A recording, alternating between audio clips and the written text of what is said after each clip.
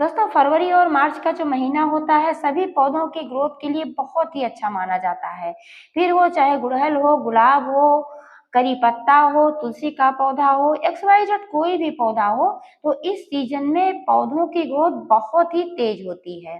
लेकिन दोस्तों अगर अभी भी आपके तुलसी जी के पौधे की ग्रोथ बिल्कुल नहीं हो रही है या आपके तुलसी जी की पत्तियां छोटी छोटी निकल कर आ रही हैं, पत्तियां पीली होकर झड़ रही हैं और पौधे पर कीड़े लग गए हैं, मिट्टी में फंगस वगैरह लग रहे हैं, इसकी वजह से आपकी तुलसी जी का पौधा सूख जा रहा है, तो आप अपने किचन में मौजूद 1-2 चीज़ों को सही तरीके से इस्तेमाल करके अपने पौधे को फिर से हरा-भरा और घना बना सकते हैं। आपके पौधे पर बहुत सारी पत्तियाँ और ब्रांचेज़ आ जाएँगी, पत्तियाँ पीली होकर भी नहीं झड़ेंगी। तो दोस्तों ये कौन-सी चीज़ें हैं और इन चीज़ों को कब और कैसे कितनी मात्रा में इस्तेमाल करना है, संपूर्ण जानकारी मिलने वाली है इस वीडियो में, तो प्लीज़ वीडियो पर अंत तक बने रहें, बिना स्किप किए पूरा देखें और जानकारी अगर पसंद आए तो लाइक करें, शेयर करें। चैनल को अभी तक सब्सक्राइब नहीं किया है तो प्लीज़ चैनल को भी सब्सक्राइब करके बेल आइकन को प्रेस कर लें ताकि सारे अपडेट्स आपको मिलते रहें। नमस्कार दोस्तों, स्वागत है मेरी YouTube channel gardening with Poonam में। दोस्तों मेरे पास तुलसी जी के कई पौधे हैं, कुछ गमले में, कुछ जमीन में भी मैंने तुलसी जी के पौधे लगा करके रखे हैं। आप यहाँ पर 3 पौधे एक साथ देख पा रहे हैं और ये 3 के तीनों पौधे मेरे पुराने हैं। कोई 2 साल, कोई 3 साल, कोई 4 साल का पौधा है। सर्दियों में भी ये पौधे खराब नहीं होते हैं। फर्क इतना होता है कि ग्रोथ थोड़ी कम हो जाती है और पत्तियां छोटी-छोटी हो जाती हैं। कई बार मैंने देखा है कि लोग तुलसी का पौधा लगाते तो हैं, लेकिन या तो उनका पौधा लगता नहीं है या लगता भी है तो सिर्फ एक ही सीजन चलता है। जैसे ही सर्दियाँ आती हैं, कोहरा पाला पड़ता है, पौधा उनका सूख जाता है, फिर उनको निकाल कर फेंकना पड़ता है। लेकिन दोस्तों अगर आप ठीक से केयर करते हैं, अच्छी तरीके से देखभाल करते हैं, कीड़ों से बचाते हैं, इसमें समय-समय पर कुछ ऑर्गेनिक फर्टिलाइजर्स देते हैं, तो आपका पौधा कभी भी नहीं खराब होगा, सालों-साल एक ही गमले में चलता रहेगा। आप देख पा रहे हैं मेरे सभी पौधों में बहुत सारी मंजरियाँ बनी हुई हैं। वैसे तो मैं मंजरियाँ हटाती रहती हूँ, लेकिन इधर 1-2 सप्ताह से मैंने नहीं हटाया है, तो इसमें बहुत सारी मंजरियाँ बनी हुई हैं। मंजरियों को हटाते ही रहना चाहिए क्योंकि जब पौधे में मंजरियाँ पड़ी रहती हैं, तो पौधे की ग्रोथ में बाधा उत्पन्न होती है। जो मिट्टी के पोषक तत्व होते हैं, वो मंजरियों में भी जाते रहते हैं, उनको पोषण देते रहते हैं, तो इस वजह से हमारा पौधा जो होता है ग्रोथ कम कर पाता है, इसकी पत्तियाँ छोटी होने लगती हैं और इसमें नई ब्रांचेज़ नहीं आ पाती हैं। इसलिए सप्ताह में 1 दिन मंजरियों को हटाते रहें। सर्दियों के बाद से मैंने अभी तक इस पर कोई भी काम नहीं किया है, ना ही कोई फर्टिलाइज़र दिया है। इसके बावजूद आप देख पा रहे हैं कि इसमें बहुत सारी पत्तियाँ हैं, लेकिन पत्तियाँ थोड़ी छोटी-छोटी हैं क्योंकि मैंने अभी तक इस पर कोई काम नहीं किया है समय अभाव के कारण। वैसे तो फरवरी में ही इस पर काम कर लेना चाहिए। अगर फरवरी में तुलसी के पौधे पर हम काम कर लेते हैं तो अभी तक हमारा पौधा बहुत ही ज़्यादा हरा-भरा और घना हो जाता। लेकिन दोस्तों मार्च के महीने में भी अगर आप काम कर लेते हैं अपने पौधे पर, तो आपका पौधा अच्छा खासा चलता रहेगा, गर्मियों में भी नहीं खराब होगा क्योंकि जब बहुत ज़्यादा गर्मी पड़ने लगती है, तब भी तुलसी जी का पौधा खराब होने लगता है अगर आप ठीक से केयर नहीं करते हैं। तो आगे की वीडियो में आप जानेंगे कि गर्मियों में तुलसी जी के पौधे की केयर कैसे करनी है। इसलिए दोस्तों वीडियो को पूरा ध्यानपूर्वक देखें, क्योंकि आधी-अधूरी जानकारी जब मिलती है, तो आपको कोई भी लाभ नहीं मिलता है, कई बार आपको नुकसान भी पहुँच जाता है।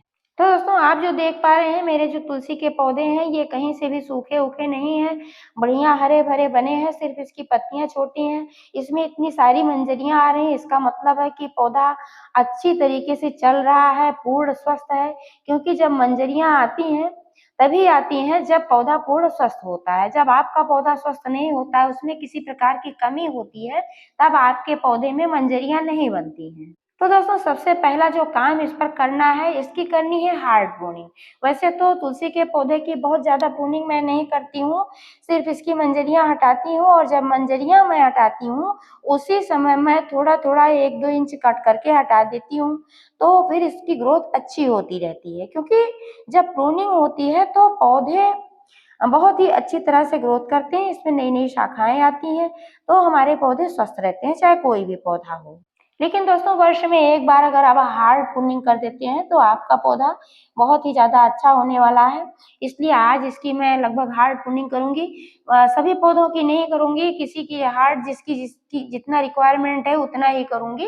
प्रूनिंग करते समय इस बात का विशेष ध्यान रखें कि जिस भी प्रूनर का आपने इस्तेमाल करना है, उस प्रूनर को अच्छी तरह से साफ कर लें, सैनिटाइज कर लें, क्योंकि तुलसी जी का जो पौधा होता है, यह बहुत ही संवेदनशील पौधा होता है। इसमें संक्रमण होने की आशंका बहुत होती है, इसलिए साफ-सफाई का विशेष ध्यान रखना चाहिए और प्रूनिंग वहीं से करें जहाँ पर आपको दिखे कि नई शाखाएँ निकल रही हैं, आप 2-3 पत्तियाँ हैं जहाँ पर, वहीं से करें, क्योंकि वहीं से फिर नई शाखाएँ निकलती हैं और हमारा पौधा बुशी होता है। सिर्फ खाद डालने से ही पौधा बुशी नहीं होता है, प्रूनिंग करने से पौधा ज़्यादा बुशी होता है और सिर्फ प्रूनिंग से भी नहीं बुशी होता। जब इसमें आप पोषक तत्वों को देंगे तभी आपका पौधा घना होगा, तभी अच्छी तरह से ग्रोथ करेगा। तो दोस्तों इस तरह से आपको अपने पौधे की हार्ड प्रूनिंग कर देनी है इस सीजन में। आने वाले समय में गर्मी बहुत तेज होने वाली है, धूप बहुत तेज होने वाली है, तो आपको क्या करना है कि पूरे दिन की धूप में तुलसी के पौधे को नहीं रखना है, सिर्फ सुबह की 1-2 घंटे की धूप वाली जगह पर ही रखना है, क्योंकि बहुत ज़्यादा धूप जब लगती है तब तुलसी का पौधा मुरझाने लगता है। पानी का विशेष ध्यान रखें, तुलसी के पौधे की जो मिट्टी है बहुत ज़्यादा ड्राई नहीं होनी चाहिए और नमी बना करके रखें। अभी आप देख पा रहे हैं कि मेरे पौधे की मिट्टी जो है काफ़ी सूखी है, क्योंकि कल संडे था, तो संडे के दिन तुलसी के पौधे में पानी नहीं डालना चाहिए। इस वजह से कल पानी मैंने नहीं दिया था और आज मुझे इसमें फर्टिलाइज़र देना था, इसलिए मैंने इसमें पानी नहीं दिया है। तो सिर्फ 2 ही दिनों में आप देख पा रहे हैं कि मिट्टी कितनी ज़्यादा सूख गई है, क्योंकि अब गर्मी धीरे-धीरे पड़ने लगी है। तो गर्मी के सीज़न में मिट्टी ज़्यादा जल्दी-जल्दी ड्राई होती है, इस बात का विशेष ध्यान रखें। आप नियमित रूप से अपने तुलसी के पौधे को पानी दें। पानी देते समय अगर आप 1 चुटकी हल्दी का इस्तेमाल करते हैं पानी में मिला करके, तो तुलसी के पौधे की बहुत ही अच्छी ग्रोथ होती है और इस पर कीड़े-मकोड़े भी नहीं लगते हैं। लेकिन दोस्तों पानी देने का मतलब यह नहीं है कि आप इसमें जल भराव करें, ओवर वाटरिंग करें, सिर्फ नमी बना करके रखना है। महीने में 1 बार आप हल्दी के घोल का स्प्रे कर सकते हैं, इससे आपके पौधे पर किसी प्रकार के कीड़े का अटैक नहीं होगा, आपका पौधा स्वस्थ रहेगा। मेरी जो तुलसी के पौधे हैं इस पर कभी भी किसी प्रकार के कीड़े का अटैक नहीं होता है, क्योंकि मैं ऐसे ही देखभाल करती हूँ समय-समय पर, बिना कीड़े लगे ही मैं हल्दी वगैरह का छिड़काव करती रहती हूँ। जड़ों में भी आप हल्दी का इस्तेमाल कर सकते हैं, 1 चम्मच हल्दी का इस्तेमाल करने से मिट्टी जो होती है स्वस्थ रहती है, फंगस वगैरह लगने का खतरा नहीं होता है। आज जो चीज़ें इस्तेमाल करने वाली हूँ मैं दोस्तों, इसमें से एक चीज़ ये है काली मिर्च।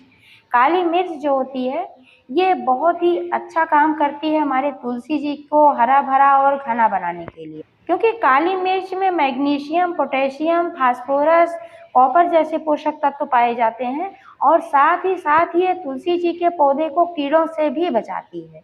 लेकिन दोस्तों इसके इतने सारे फ़ायदे हैं, तो आपको क्वांटिटी का भी ध्यान रखना होगा। ये नहीं है कि आप इसमें बहुत ही ज़्यादा इस्तेमाल कर लें कि बहुत ज़्यादा इस्तेमाल हम करेंगे तो हमारा तुलसी का पौधा ज़्यादा अच्छा होगा। जी नहीं, बिल्कुल नहीं। अगर आप ज़्यादा मात्रा में काली मिर्च का इस्तेमाल करते हैं तो जड़ें जो है जल जाती हैं। ऐसे में आपका पौधा खराब हो जाता है। इसलिए क्वांटिटी का विशेष ध्यान रखें। और दूसरी जो चीज़ मैं इस्तेमाल करने वाली हूँ दोस्तों, ये है कच्चा दूध। कच्चा दूध जो होता है, ये भी तमाम पोषक तत्वों से भरपूर होता है। इसमें कैल्शियम, प्रोटीन बहुत ही अच्छी मात्रा में पाया जाता है, जो कि पौधे की जड़ों को भी मजबूत बनाता है और हमारे पौधे को मजबूत बनाता है, हरा-भरा बनाता है और पौधे को घना बनाता है। साथ ही साथ जो कैल्शियम होता है, पौधे में रोग प्रतिरोधक क्षमता प्रदान करता है, इससे हमारे पौधे स्वस्थ रहते हैं। लेकिन दोस्तों इसकी भी मात्रा का ख़्याल रखना होगा, क्योंकि अधिक मात्रा में अगर आप दूध का इस्तेमाल करते हैं तो जड़ें सड़ सकती हैं। जड़ों में ज़्यादा फैट जमा हो जाने की वजह से इसमें सड़न हो जाती है और फंगस वगैरह लग सकते हैं।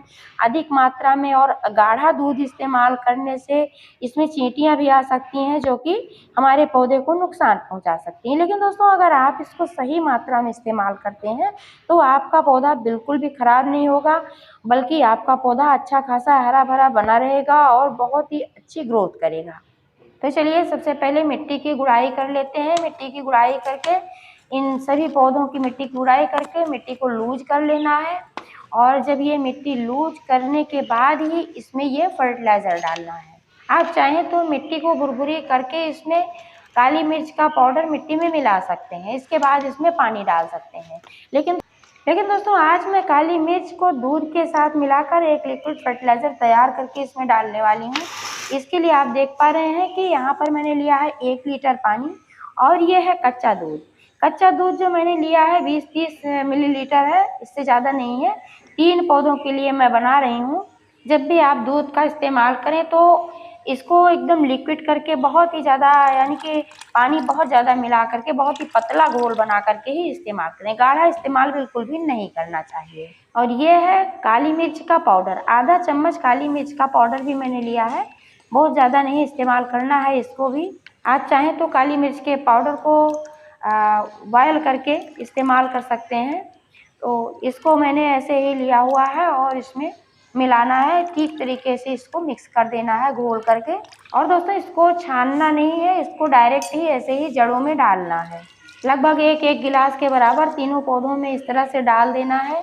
लेकिन आप देख पा रहे हैं कि मिट्टी ज़्यादा ड्राई थी तो इसमें अभी और पानी की ज़रूरत है। तो इसमें जो थोड़ा बहुत और काली मिर्च नीचे बैठ गई है, इसको धो करके मैं फिर इसमें डाल देती हूँ। इसमें पानी की पूर्ति भी हो जाएगी और काली मिर्च जो है इसमें वेस्ट भी नहीं होगी, हमारे पौधों में चली जाएगी। इससे क्या होगा कि मिट्टी में भी कोई फंगस वगैरह नहीं लगने पाएगा और हमारा पौधा हरा भरा बना रहेगा। तो दोस्तों जानकारी कैसी लगी कमेंट करके अवश्य बताइएगा। पूरा वीडियो देखने के लिए बहुत बहुत धन्यवाद।